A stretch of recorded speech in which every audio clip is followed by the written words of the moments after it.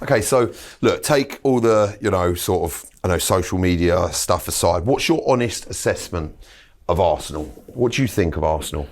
I think your attack has impressed me recently more than it did at the start of the season. I think the start of the season it was very, very much trying to find out how to get Gyökeres into this setup. You've been playing with false nines, you've been playing with midfielders up front for years now, even Jesus, Havertz, similar type profiles, whereas Gyökeres is the complete opposite.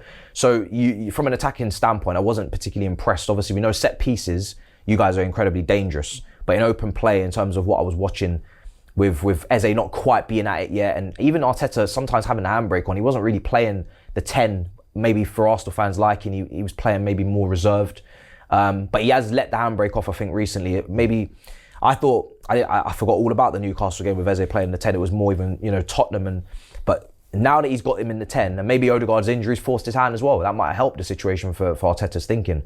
The free flowing football's there. The last 2 games in particular, wow, serious levels in terms of the performances. Rice, I actually think this is his best position. Last season or prior seasons, I think he's played more as a left 8, and you've played with more of a 6.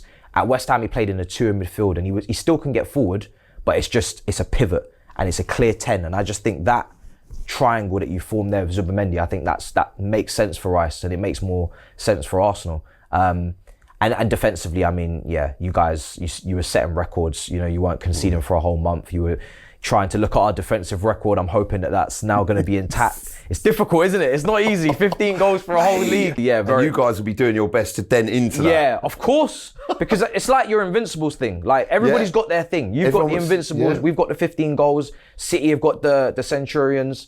Everybody's got their thing that makes their title even more special. Yes. And you can't be touching that, what I mean? Yeah. It's ours. Yeah, it's ours. I always look every season, if I'm honest with you, I always look for every team to lose a game. Yeah. So that stays intact. Yeah. I've been impressed by Trossard recently as well. Good, innit? That left-hand side, that was the part of the team I was like, okay, they didn't get Rodrigo.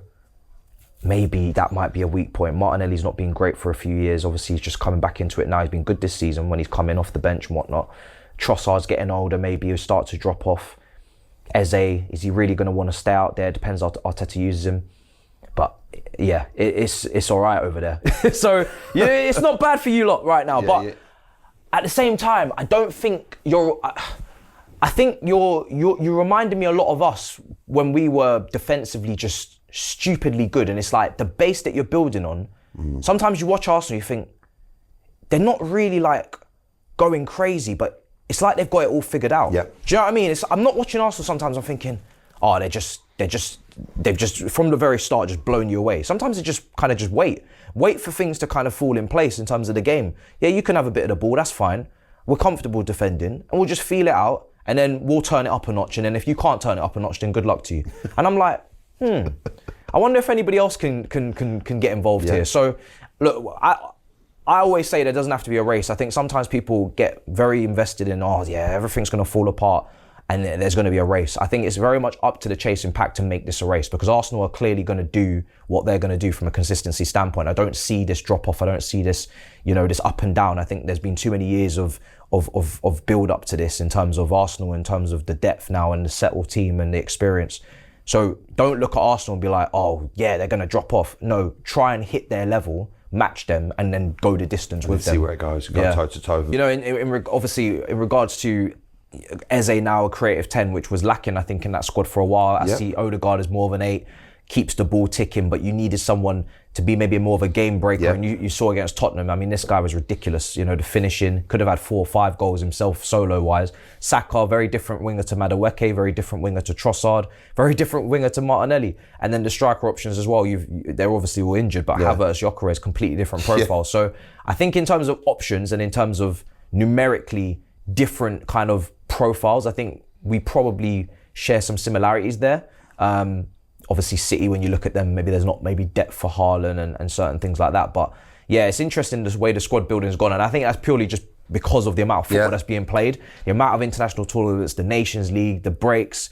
Like, footballers these days, it's just so intense. So that you do need all these different profiles, you need all these different players. And your squad depth right now, is you can see it clearly, as clear as day. I'm seeing Mosquera start, Hincapié one week, Lewis Skelly comes in for Calafiori. You got Odegaard out. He hasn't even played, but then Eze's there. Madueke's coming on. Oh, maybe it might be Martinelli. It's just like, my goodness.